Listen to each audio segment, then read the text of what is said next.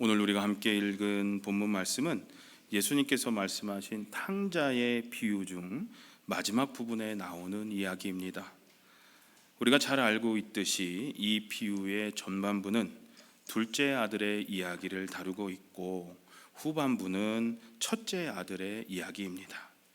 물론 전반부에 나오는 둘째 아들이 탕자였던 것은 누구나 다 아는 사실입니다. 사람들이 이 이야기에 탕자의 비유라고 붙인 이유는 바로 이 둘째 아들 때문입니다. 그러나 오늘 본문에 나오는 첫째 아들도 또 다른 의미에서 탕자였음을 알 수가 있습니다. 그래서 어떤 성경에는 오늘 본문을 두 탕자의 비유 또는 잃어버린 두 아들의 비유라는 제목을 붙이기도 합니다. 그렇다면 첫째 아들은 어떤 의미에서 탕자였을까요? 그것은 첫째 아들이 이미 자신에게 주어진 많은 복에는 감사하지 않고 자기가 생각하기에 자기에게 부족한 것들에 대해서만 불평했기 때문이었습니다. 둘째 아들이 유산으로 받은 자기의 몫을 다 탕진하고 돌아왔음에도 불구하고 아버지는 그를 용서해 줍니다. 그뿐만 아니라 그를 위해 잔치를 베풀어 줍니다. 그러자 첫째 아들은 아버지에게 다음과 같이 불평합니다. 나는 이렇게 여러 해를 두고 아버지를 섬기고 있고 아버지의 명령을 한 번도 어긴 일이 없는데 내게는 염소 새끼 한 마리도 주신 일이 없습니다. 그런데 우리는 그가 이미 많은 것을 가졌고 또 그것들을 누리고 있었던 사람이었음을 잘 알고 있습니다. 그의 아버지는 부자였습니다. 그리고 그는 장남이었습니다. 물론 동생도 아버지의 유산을 받기는 했지만 동생보다 훨씬 더 많은 유산을 받을 것이라는 사실을 우리는 쉽게 짐작할 수 있습니다. 왜냐하면 율법은 어느 경우를 막론하고 맏아들의 권리를 인정하라고 명령하고 있기 때문입니다. 신명기 21장에 보면 맏아들은 첫 열매이기 때문에 두 몫을 받을 권리가 있다고 말하고 있습니다. 그리고 이 비유에 나오는 둘째 아들은 자기에게 할당된 아버지의 유산을 이미 다 가져갔기 때문에 아버지가 말한 것처럼 지금 아버지에게 있는 모든 것이 다 첫째 아들의 것이기 때문입니다. 얘야, 너는 늘 나와 함께 있지 않느냐? 또 네가 가진 것은 다 내 것이 아니냐? 이 아버지의 말이 다 맞는 말이었습니다. 그런데도 그는 자기가 이미 가지고 있고 누리고 있는 것들에 대하여 감사하지 않고 아버지가 자기를 위해 염소 새끼 한 마리도 안 잡아주었다고 불평했던 것이죠. 가진 것에 감사하지 못하는 마음, 내가 현재 가지고 있는 것에 감사하지 못하는 마음, 각박하고 메마른 마음일 겁니다. 자기에게 있는 것 절대 만족하지 못하는 이런 첫째 아들의 마음이 그를 또 다른 탕자라고 불리게 만들었던 것이죠. 우리는 이 비유에 나오는 첫째 아들을 보면서 안타까운 마음을 가집니다. 나라면 저렇게 하지 않았을 텐데 라고 생각하실지도 모르겠습니다.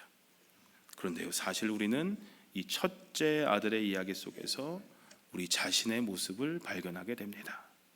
이미 가지고 있고 또 누리고 있는 것들에 대해 감사하기보다는 부족하다고 느끼는 것들로 인해서 만족하지 못하고 불평하면서 스스로 불행하다라고 느낄 때가, 생각할 때가 너무나 많기 때문입니다. 이러한 마음은 인류의 조상 아담과 하와 때부터 있었던 마음인 것 같습니다. 하나님께서는 아담과 하와에게 아름다운 에덴 동산을 허락하십니다. 그리고 에덴 동산의 풍성한 모든 것들을 다 누리도록 하셨습니다. 모든 나무의 열매들을 다 먹을 수 있게 하셨습니다. 단지 하나, 선악과의 열매만은 먹지 말라고 금하셨죠. 그런데 그들은 그러한 수만 가지 은혜를 누리는 것에 대해 감사하기보다 한 가지 자기들에게 없는 것들에 대해 은근히 불평하는 마음이 있었습니다. 근데 사탄은 그 마음을 부추긴 것입니다. 뱀이 하와에게 묻죠. 하나님이 정말로 너희에게 동산 안에 있는 모든 나무 열매를 먹지 말라고 말씀하셨느냐? 그러자 하와가 뱀에게 말합니다. 우리는 동산 안에 있는 나무의 열매를 먹을 수 있다. 그러나 하나님은 동산 한가운데 있는 나무의 열매는 먹지도 말고 만지지도 말라고 하셨다. 어기면 우리가 죽는다라고 말씀하셨다 하면서 불평을 합니다. 이런 불평하는 마음이 하와가 하나님 앞에 씻을 수 없는 죄를 짓게 한 겁니다. 인간의 불행은 바로 거기서부터 시작된 것이죠. 이스라엘의 북왕국 왕이었던 아합이라는 왕이 있었습니다. 왕이기 때문에 좋은 것들을 그 누구보다 더 많이 소유했던 사람이었습니다. 그런데 그는 자기 왕궁 근처에 있는 나봇이라는 사람의 포도원을 탐냅니다. 너무 좋거든요. 왕궁 근처에 있고 너무 아름다웠기 때문에 그것을 탐을 냅니다. 그리고 나봇에게 포도원을 자기에게 팔라고 요청을 합니다. 근데 나봇은 그 포도원이 조상 대대로 유산으로 받은 것이기 때문에 왕에게 절대 팔 수 없다고 말합니다. 그러자 왕이 크게 실망합니다. 그리고 모든 것을 다 잃은 사람처럼 식음을 전폐하고 몸져 누웠다라고 성경은 기록하고 있습니다. 자신이 가지고 있는 것에 대해 감사하지 못하고 없는 것만 생각하면서 실망하고 불평하고 불행하다고 생각하는 사람의 전형적인 모습이 바로 이 아합 왕입니다. 자, 그렇다면 우리는 어떻습니까? 여러분에게는 이런 모습이 없습니까? 오늘 함께 불렀던 받은 복을 세어 보아라 라는 찬송가의 가사처럼 만일 우리가 감사의 조건들을 세워본다면 너무나도 감사한 것들이 많이 있습니다. 우리에게 감사할 것들이 없어서 없는 것이 문제가 아니라 감사할 것들을 깨닫지 못하는 것이 문제라는 겁니다. 정작 우리에게 감사할 것들이 없어서 문제가 아니에요. 감사한 것들을, 이미 우리에게 주신 것들을 깨닫지 못하는 우리가 문제라는 거죠. 하나님은 사람의 마음을 정말로 신비하게 창조하신 것 같습니다.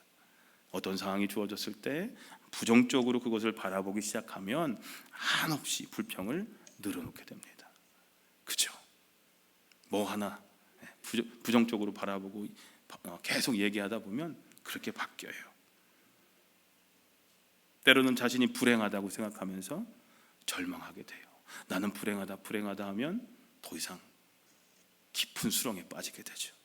마음만 상하게 되는 것이 아니라 그러다 보면 몸도 상하게 됩니다. 우리의 모든 삶을 뒤죽박죽 만들어 놓습니다. 그러나 똑같은 상황 가운데서도 긍정적인 마음, 긍정의 마음을 가지면 이 긍정의 한자가 즐길 긍에 정할 정입니다. 즐기기로 정했다. 그런 게 긍정이라는 거거든요. 즐기기로 정하면 긍정적인 마음을 가지면 오히려 더 깊은 감사를 드릴 수가 있습니다. 절망이 아니라 더 큰 용기를 가질 수 있습니다. 불행이 아니라 더 큰 참 행복을 느낄 수가 있는 것입니다.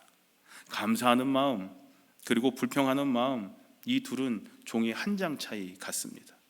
그러나 이 조그만 차이가 우리를 불행하게도 만들고 행복하게도 만듭니다.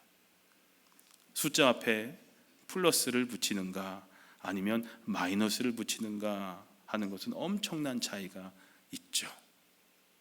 100이라는 숫자 앞에 플러스 더하기를 붙이면 무슨 뜻이에요? 100이 있다라는 뜻입니다. 근데 똑같은 숫자 앞에 마이너스, 이 빼기라는 것을 붙이면 어떻게 됩니까? 0보다도 못한 숫자가 되죠. 숫자 앞에 붙이는 플러스, 더하기는 감사를 뜻합니다. 그러나 마이너스는 불평과 불만족을 뜻합니다. 여러분의 삶 앞에, 삶 속에 하나님께 대한 감사의 플러스를 붙이시기 바랍니다. 그러면 여러분의 삶은 하나님의 은혜로 더 풍성해질 줄로 믿습니다. 그러나 만일 우리들의 삶 앞에 불평의 마이너스를 붙이면 우리의 삶은 0보다도 못한 황폐한 삶이 될 겁니다. 그저 우리가 입으로 마음으로 불평하는 대로 그대로 살아가게 될 겁니다. 한번 세상 사람들을 바라보세요. 긍정의 마음을 가지고 감사하는 사람의 삶과 맨날 불평하고 그냥 그런 소리 하는 사람들의 삶을 한번 비교해 보세요. 분명히 차이가 날 거예요. 사랑하는 성도님들, 하나님께서 어떤 사람을 좋아하시겠습니까?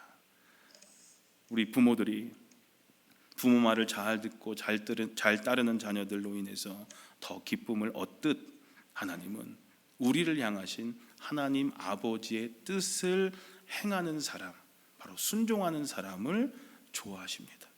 그렇다면 우리를 향하신 하나님의 뜻은 무엇입니까? 성경에 이것이 하나님의 뜻이다 라고 명시되어 있는 것이 몇 군데 없는데 그 중에 한 군데가 바로 이겁니다. 모든 일에 범사에 감사하는 것. 성경은 이것이 우리를 향하신 하나님의 뜻이라고 말씀하고 있습니다. 우리 함께 읽어볼까요? 데살로니가전서 5장인데요. 같이 읽어보겠습니다. 시작.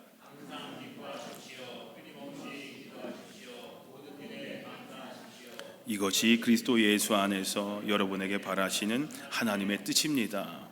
이게 하나님의 뜻이라는 거예요.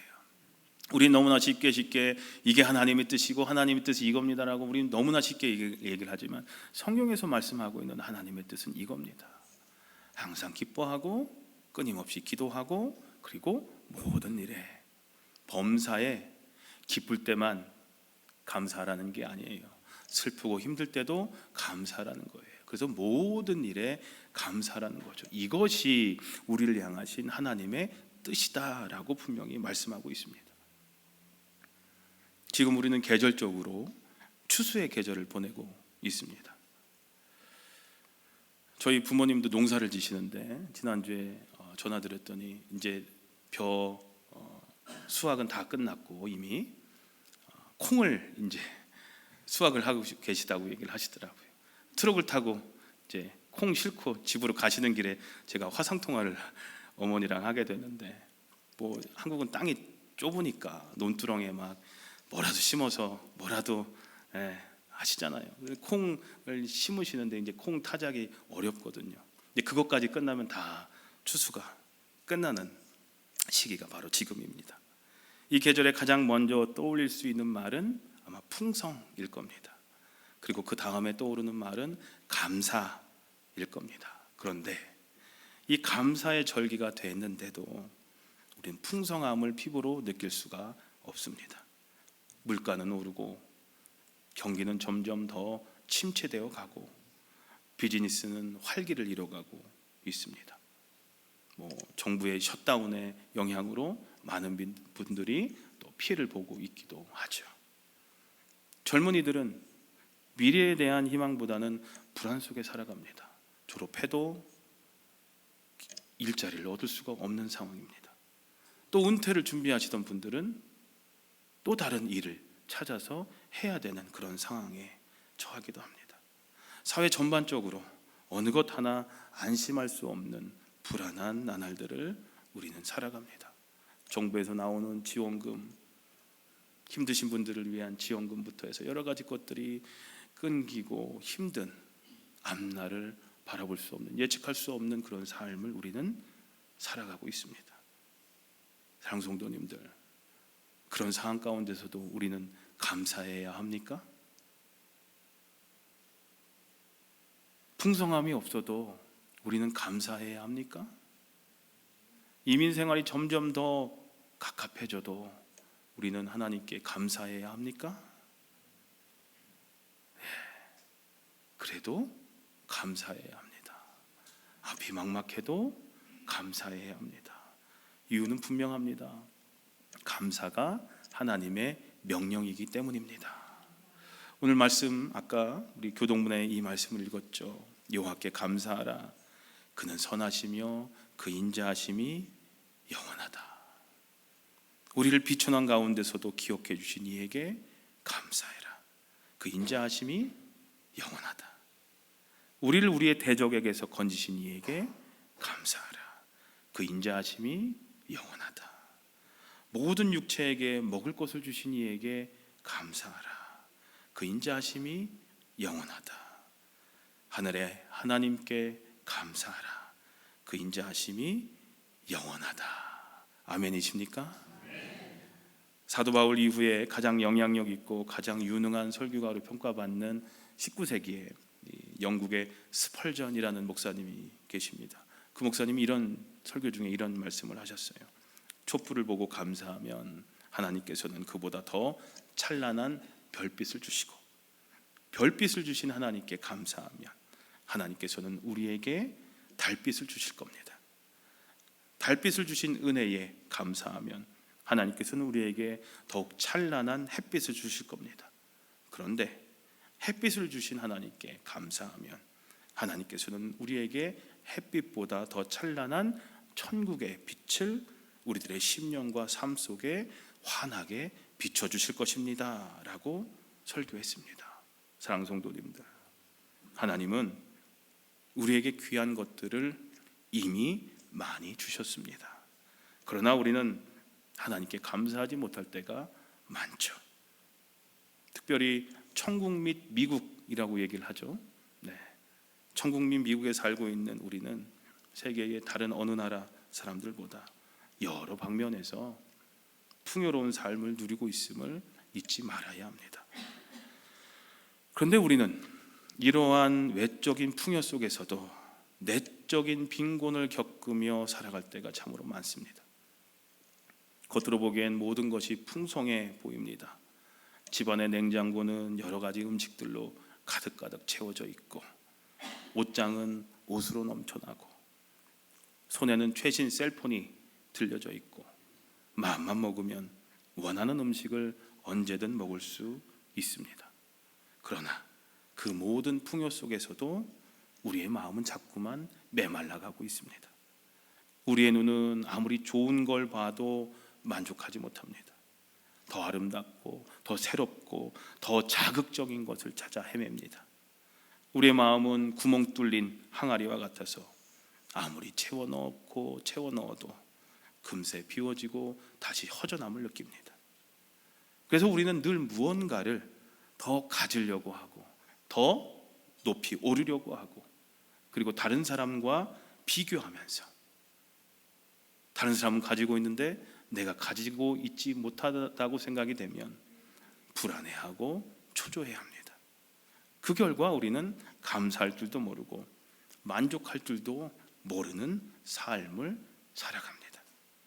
그런데요, 참된 행복은 먼 곳에 있는 것이 아닙니다. 행복은 앞으로 나에게 주어질 것들로 인해서 누릴 수 있는 것이 행복이 아니에요. 우리는 뭔가 나에게 다가오면, 뭔가 그것을 내가 받게 되면, 그런 상태가 되면 나는 행복해질 거야 라고 생각을 합니다. 하지만 행복은 지금 나에게 있는 것들이 얼마나 소중하고 감사한지를 내가 발견하고, 그것들로 인해서 내가 감사한 마음을 가질 때 바로 지금 여기에서 누릴 수 있고 또 누려야 하는 것이 하나님이 우리에게 주시는 행복이라는 거죠. 더 많이 갖지 못해서 불행하다고 생각하지 마시고, 이미 여러분들에게 주신 것들을 하나씩 하나씩 세어본다면 우리는 감사하지 않을 수 없고요, 행복을 느낄 수가 있다라는 거죠.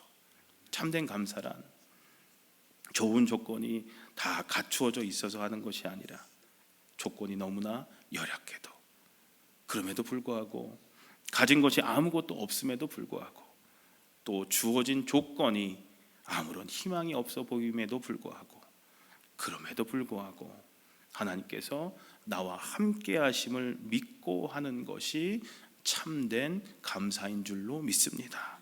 그러니 그래도 감사하십시오. 그리 아니하실지라도 감사하십시오. 이것이 우리를 향한 아빠 아버지의 뜻인 줄로 믿습니다.